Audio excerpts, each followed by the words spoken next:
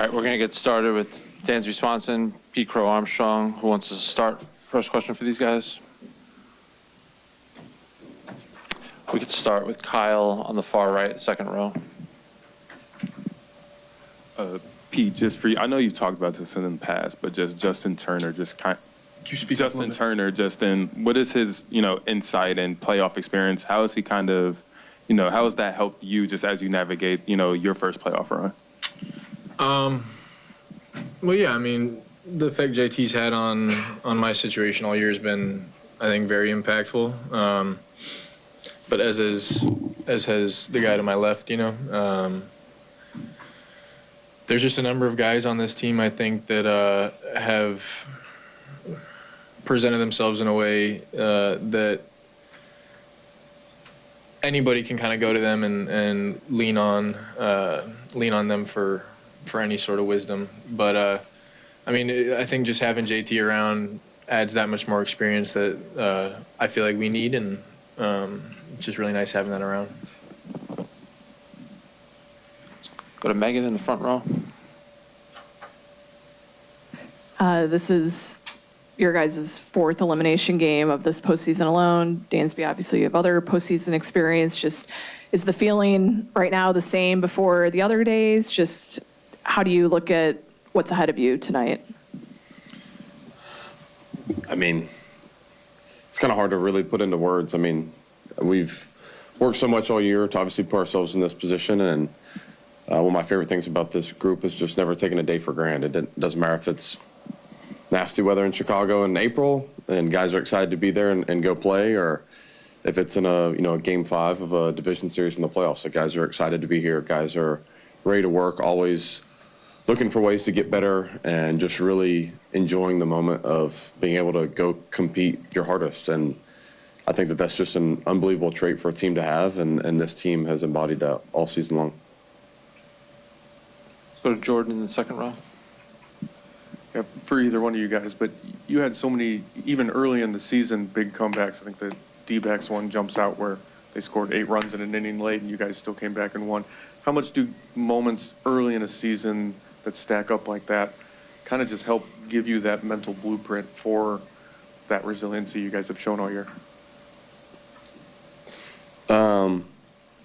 I think, obviously, there's a lot of baseball moments and things throughout the year that you can point out, just adversity that we've had to overcome, whether it was comebacks, like you mentioned, the Diamondbacks comeback, whether it's that or, managing, our ace and Justin Steele going down, and then a guy like Shota missing significant time. And, just when things haven't gone our way, this team's always found a way to fight. And I think there's so much more than even just on the field, just like how this group gets along, the things that we enjoy doing together, the trust that we've created with one another, whether that's, on the plane, having conversations, or, playing video games together, board games, like you name it. Like, we're always doing stuff together and enjoying being with one another. And I think that it just builds a bond that is really tough to break. And, it definitely gets seen on the field with things, but, there's a lot of work done behind the scenes that we've done in order to create that. Go to Jared in the second row on the left side. We've seen throughout this series, these first 4 games, the way that, the crowd has been a factor in both cities.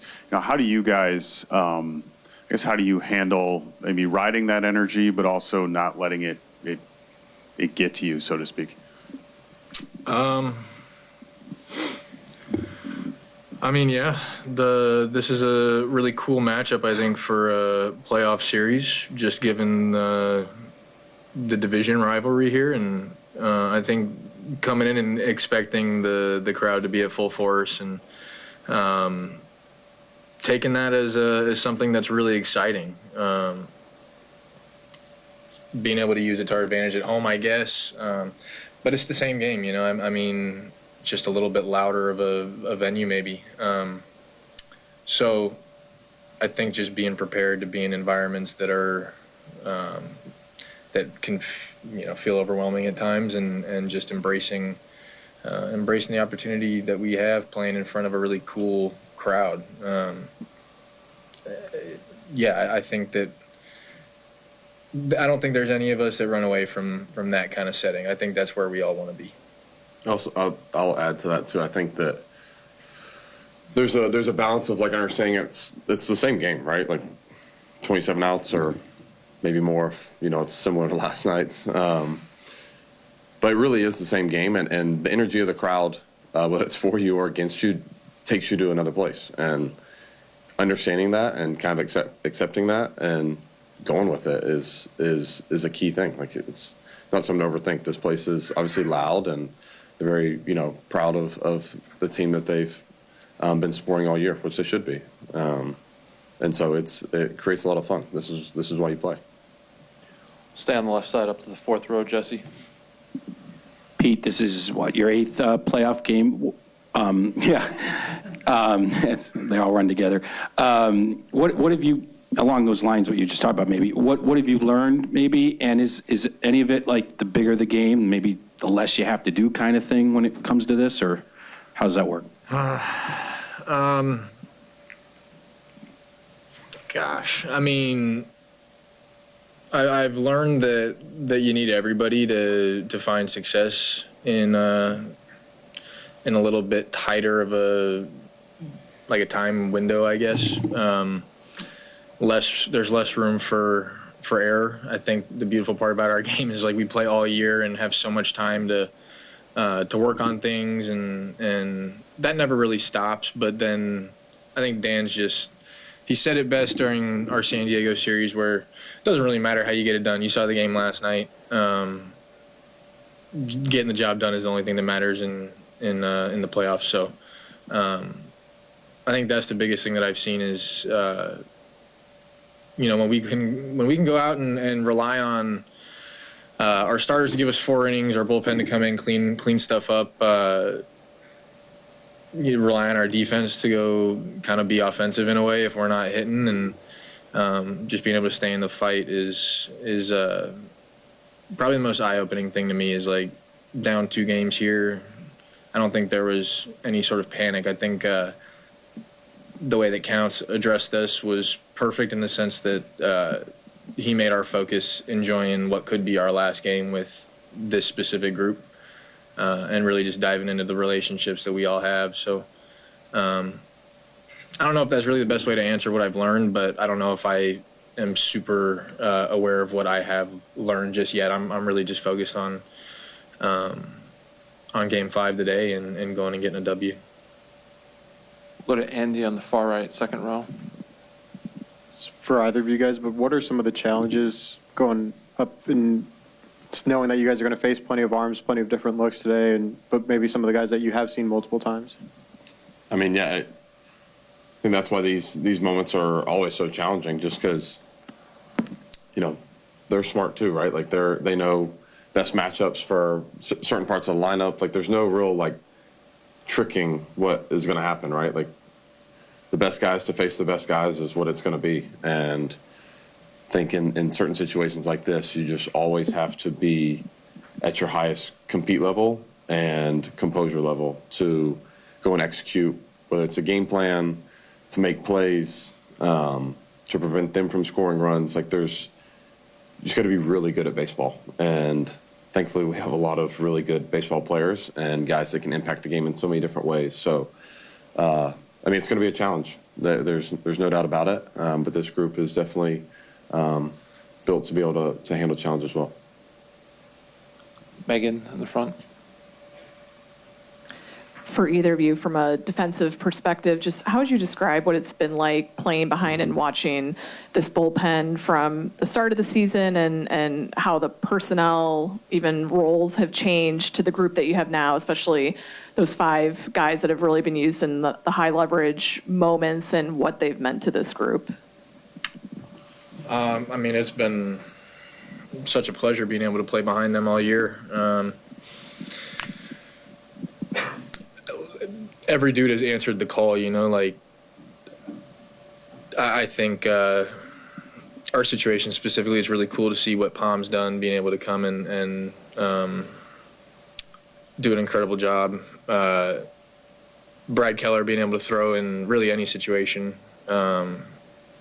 And then to go off that, like kind of any guy being able to throw in any situation.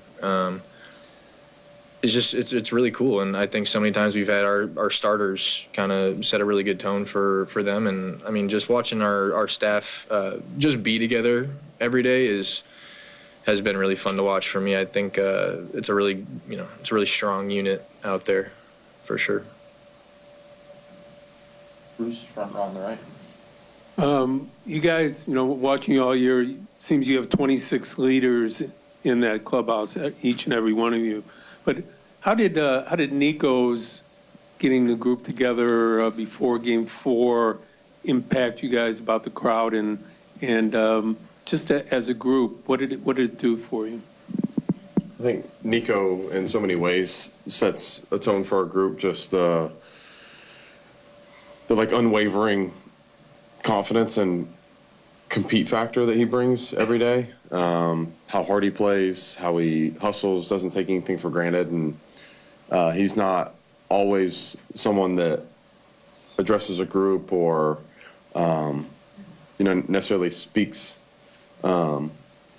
his mind freely.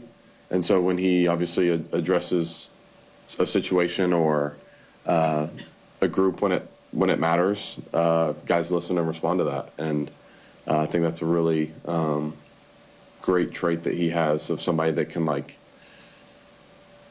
say what he means and say it in a very clear and straightforward way that gets everyone on the same page and brings confidence to other people. And I've said it over and over again. I mean, he's an incredible baseball player and someone that couldn't be more thrilled to be able to play with. Like he's the man. Like Nico really is the man. Yeah, I think the way that we all watch him, I think it's very easy to assume that he is a leader just by how he does all of these physical things, whether that's running in off the field or just the composure. I think you can clearly see.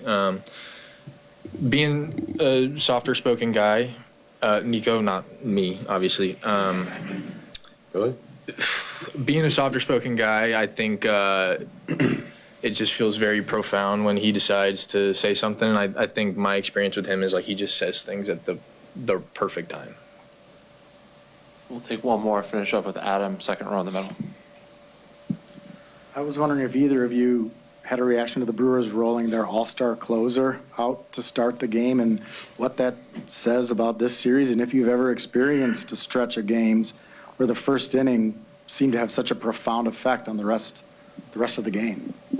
Yeah, I mean, I've never really seen anything like it in terms of just the first inning mayhem that has kind of headlined this entire series. I mean, like I kind of said earlier, they obviously have a great group over there and know what they're doing. And in a game like this, I mean, kind of all conventional thinking can go out the window. And he's obviously had a great year. And, they're trying to put themselves in the best position possible to be able to succeed. And, we're obviously doing the same thing. And it's just going to be a lot of fun tonight, just going out and competing and leaving it all out there and seeing what happens. I've never seen it, obviously. That's all I got. Okay. All right, guys, appreciate Thank you. the time. Good luck tonight. Okay, we'll get started with Craig. First question. We'll start with Megan in the front.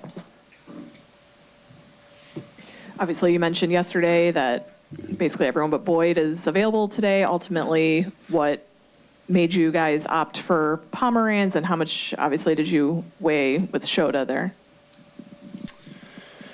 We just pitched Drew. Essentially, he's throwing the ball really well. I think both sides are kind of acknowledging that the first inning has been a pretty big inning in this series. And we went with a guy that's throwing the ball really well. We'll go up to the third row on the far right, John. Craig, you have experience in these must-win elimination games as a player, and now as a manager. Do you take anything from like those experiences as a player, as a manager? Like, do you remember what that was like? How different is it in your role now? I'm at the point where my playing days are not a very great memory. Truthfully, like they're faded. Look, 4 of our last 6 games have been this. So, you know, we've done this now. We're, in terms of recent experience, we're pretty darn experienced, right? So it's no different. It really isn't. It's no different than the last three games that we've taken part in this. And it's, you know, look, these are the games you try to get yourself into. You work so hard to get into. You dream of playing in the backyard. So, you know, that's the best part of it. And when all the other stuff that's there, you know, the finality of it, the stress of it, that's all there.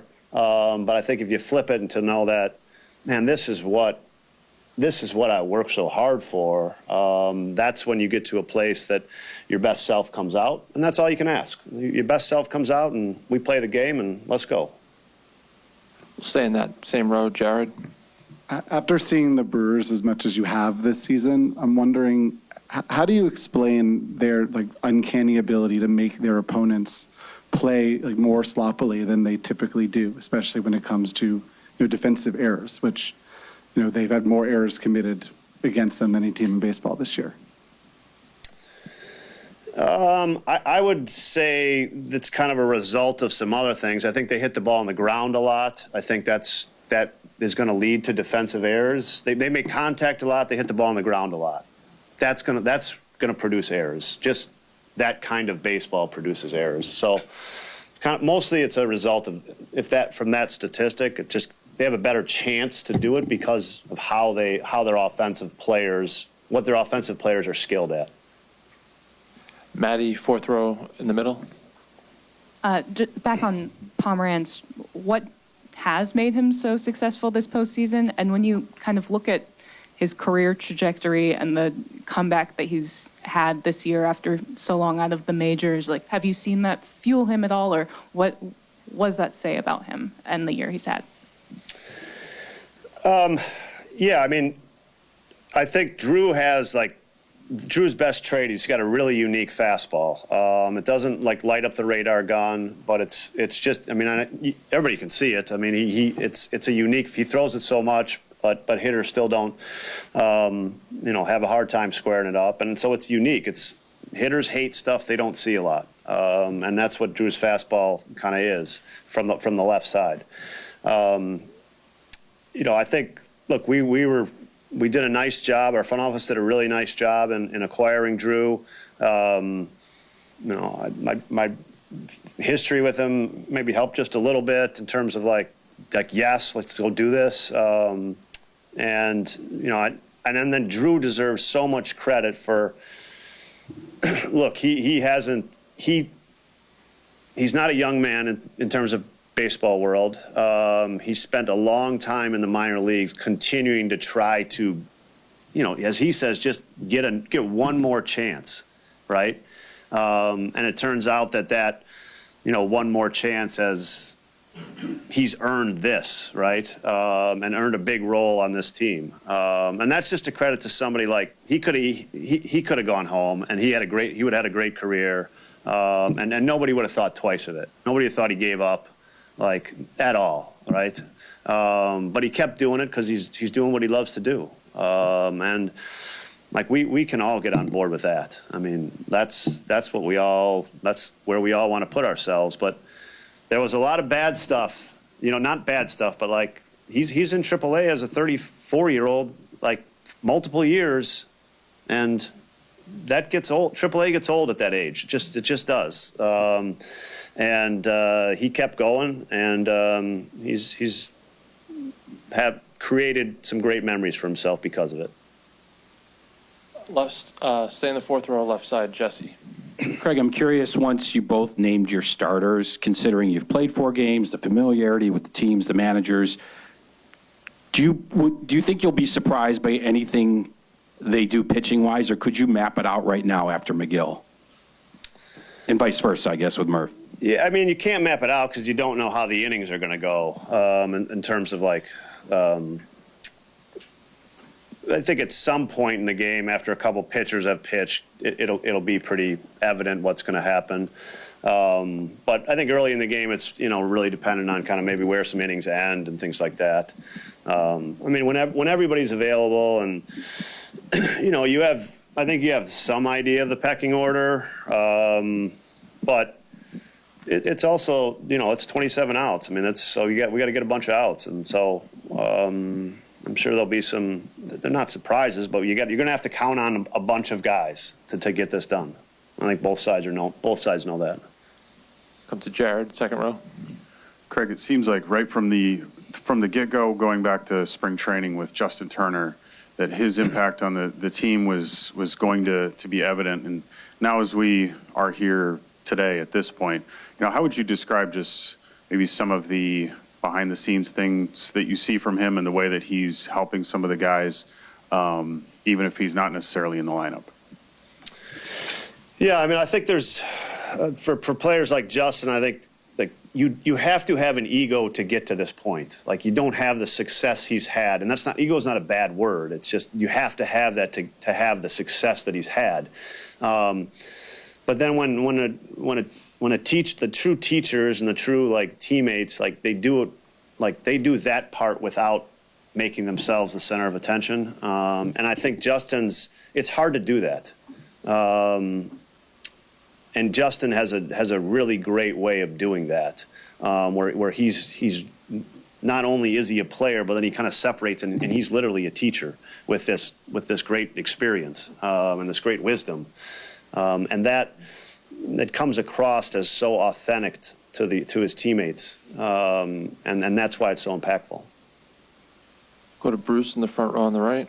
Craig, and just jumping on what Jesse asked you, normally they say you don't manage against the other manager, but when these games change like they do now, is the tendencies of Murph or your tendencies toward him, is it more in your head to try to figure that out in these types of games rather than normal regular season games?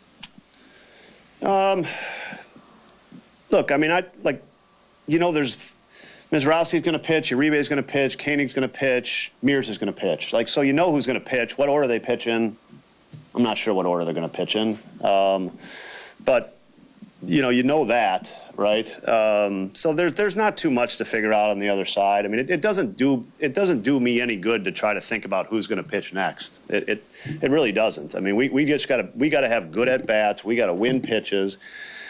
I think in bullpen games, blowing up the plan as much as you can and trying to introduce some chaos to that plan is offensively how you can derail it. But in the end, it's just win pitches, have great at bats, put pressure on them. Whether it's a bullpen game or a starter from the other side, that's what you have to do offensively. So I know a lot's going to be made of who's pitching and whatever. We got to create disruption and on offense, and you do that by getting runners on base, making pressure innings, making them make lots of pitches with runners in scoring position, fouling off pitches, battling and getting long at bats. Those are the things that offensively, that's a big part of today. I think that's going to be made of the pitching plan, but I think offensively that's what needs to be done. Up to the third row to Bob and then to Paul. Hey, Craig, back to Pomerantz, just with the journey he's had. When you told him he was starting, was he emotional or tell you how much this meant to him? No, he was like, I can't believe it took you this long. He was waiting for me to tell him. No, I mean, I think look, he's done this before for us also, and he's got this great sense of kind of knowing when it's going to happen as well. So. He was expecting it. He was expecting it. He said, you walked by me once, and I was like, I knew you were going to come get me with some pine. So he was expecting it. Thanks. Staying in that row, Paul. In the same vein, did you talk to Shota about, other than just be ready, about not starting, or does he understand that? Yeah, I mean, I think the conversation with Shota is that, look, you're not starting. You got to be ready to pitch in the bullpen. I don't know when you're going to pitch. let's make sure that we have, you have a routine that feels good for you to prepare to pitch. And he was very understanding of that and creating a routine for himself today that gets himself ready if his number is called. Let's go fourth row in the middle, Elise.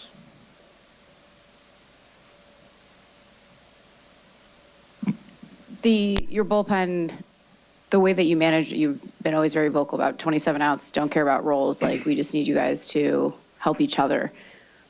I'm curious the conversations you have throughout the season to instill that mindset and the way this bullpen has bought in, because I would imagine at times maybe guys want to know roles, but the way they have been executing, and it seems like you set them up almost for the postseason, the way that you manage throughout the year. Look, I mean, I think this group has been, there's in the regular season, there's always going to be more roles just because of the nature of the schedule. And I think there has to be because of the nature of the schedule. But